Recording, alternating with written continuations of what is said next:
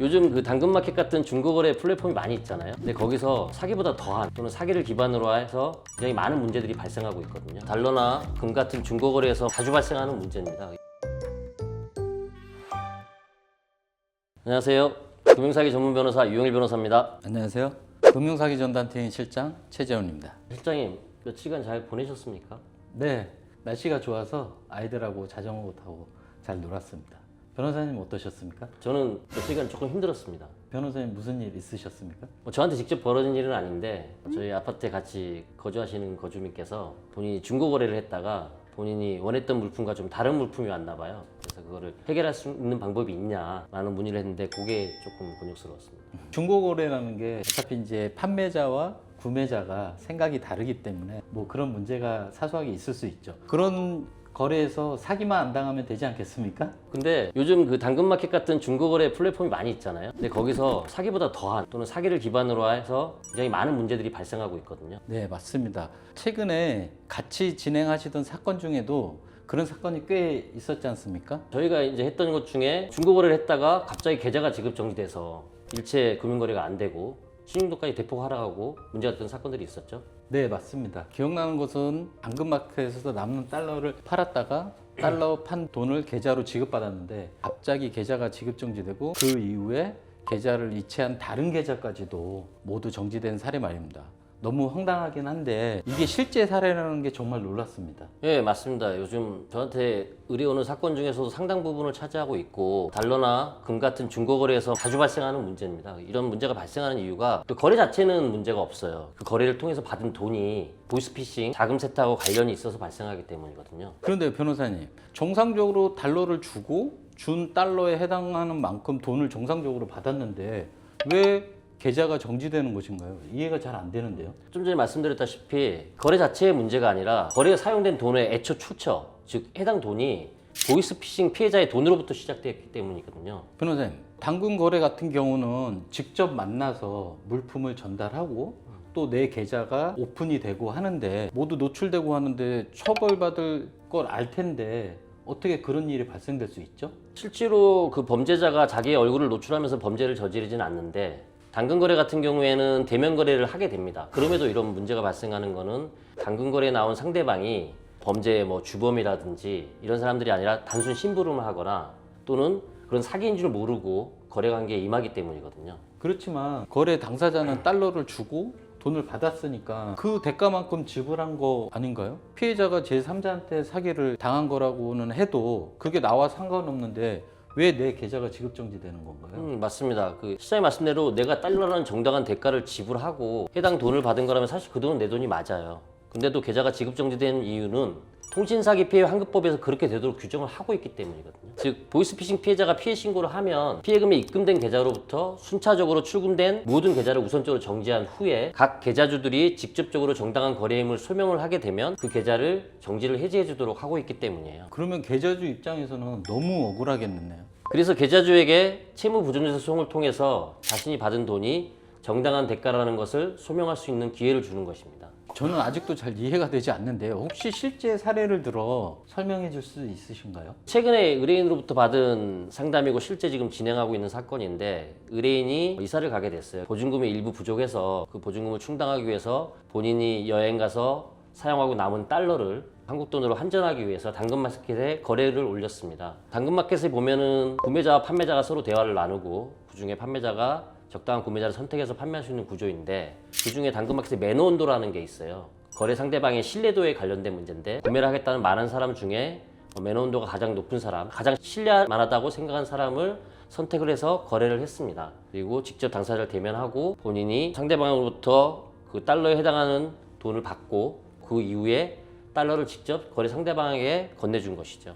여기까지는 일반적인 중고거래와 다를 것이 없어 보이는데요. 딱히 문제가 있어 보이지도 않고요. 그렇게 거래는 잘 종료됐으니 문제는 없었습니다. 근데 지금부터 들어보시면 사태의 심각성이 나옵니다. 의뢰인은 환전 원금으로 입금받은 금액을 포함해서 이사갈 곳의 보증금을 임대인에게 이체를 하고 계약서 작성을 하고 모든 거래는 종료됐고 그리고 이사까지 완료를 했습니다.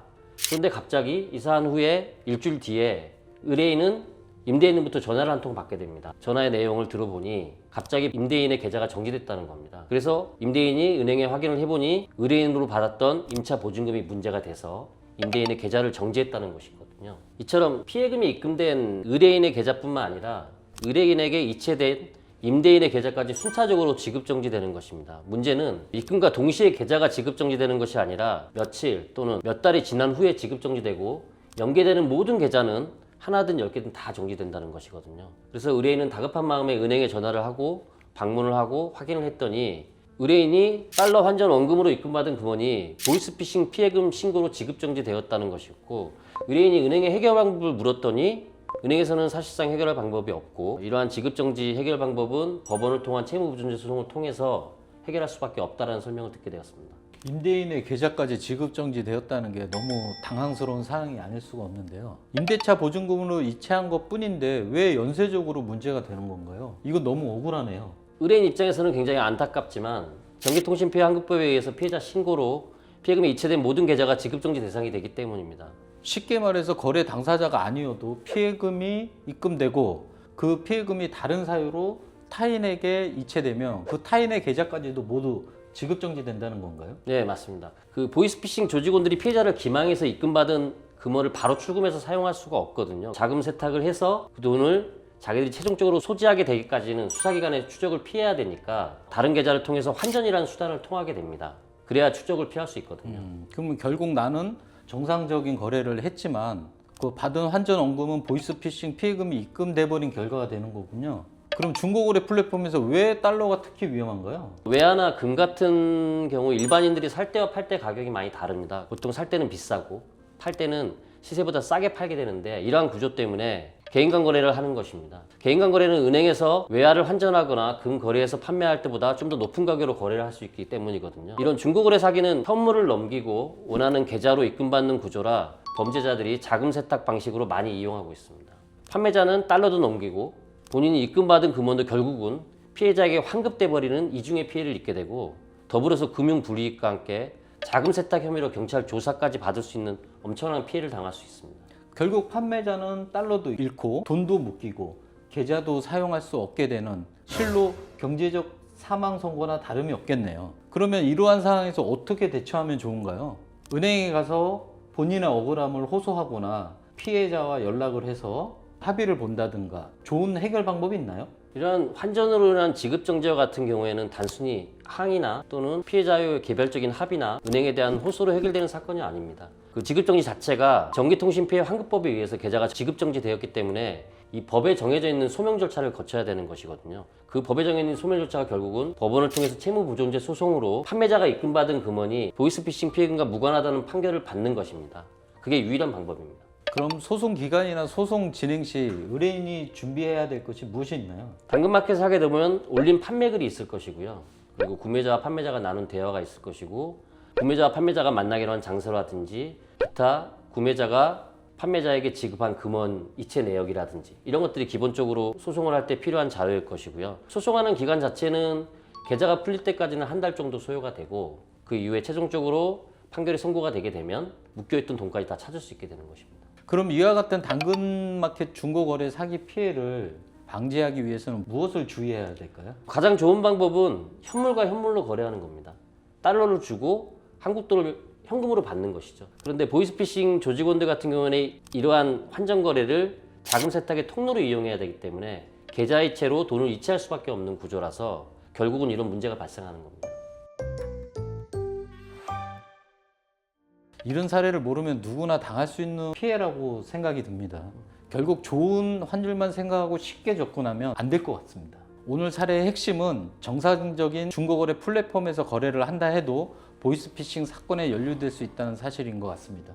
그 개인간 환전이라는 게 생각보다 위험하고, 일반 중고 물품 작은 것들은 문제가 크게 발생될 게 없는데, 이렇게 돈에 관련된 부분들은 특히 보이스피싱 조직원들의 자금 세탁의 표적이 될 수 있거든요. 오늘 사례와 비슷한 상황이라면 초기 대응이 무엇보다 중요합니다. 계좌 지급 정지는 여러분의 잘못이 아닙니다. 억울함을 벗고 소중한 재산을 지킬 수 있도록 끝까지 최선을 다해봐야겠습니다. 앞으로도 실제 사례를 바탕으로 한 내용을 토대로 피해를 방지할 수 있는 그런 좋은 정보 부탁드리겠습니다. 네, 이런 사례가 이 달러 환전뿐만 아니라 여러 사례들이 있으니 비슷한 사례도 같이 공유할 수 있도록 하겠습니다. 감사합니다. 감사합니다.